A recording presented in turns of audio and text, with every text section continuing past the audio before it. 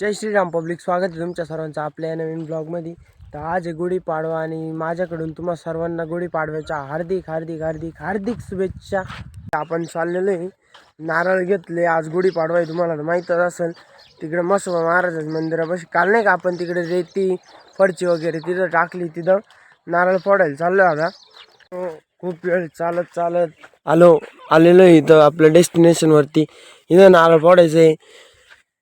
तर हे बघू शकता, तिथं रेती वगैरे टाकली होती आपण त्या दिवशी, म्हणजे कालच.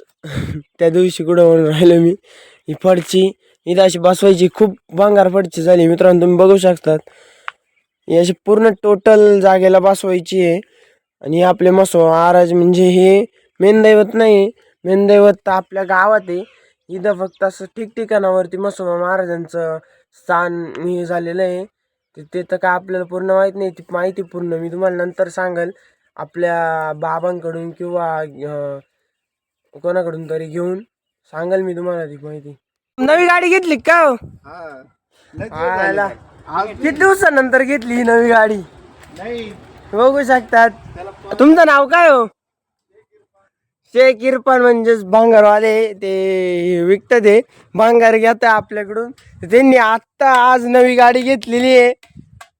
आणि आपलं बाबा इकडं येडेच आहे ना, दिनेश नानाने बोर मारेलं होतं, ते कोरडं जायला होतं आणि त्याच्यामध्ये वाजू राहिलं पाणी. आता ते चेकिंग करायसाठी पहा काय जुगाड लावून राहिलो आम्ही. का म्हणा नाही नाना? हो नाना, हे काय नट बोल्ट सिस्टीम. मस्त गार पाण्याचा टब भरून ठेवला होता, त्याच्यात पाणी गरम होत होतं आणि ह्याच्यात ते गरमच पाणी राहायचं, त्याच्यातून यायचं ना.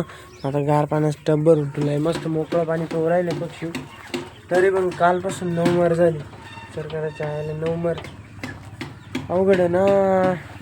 आता ठेवलं आहे तर फरक झाला आहे गार पाणी ठेवल्याचा.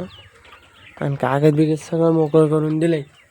जे होईल ते होईल. आता औषधही दिलं होतं रात्री, ड्रममध्ये औषध टाकून दिलं होतं 40 ml स्ट्रेस्टवेल.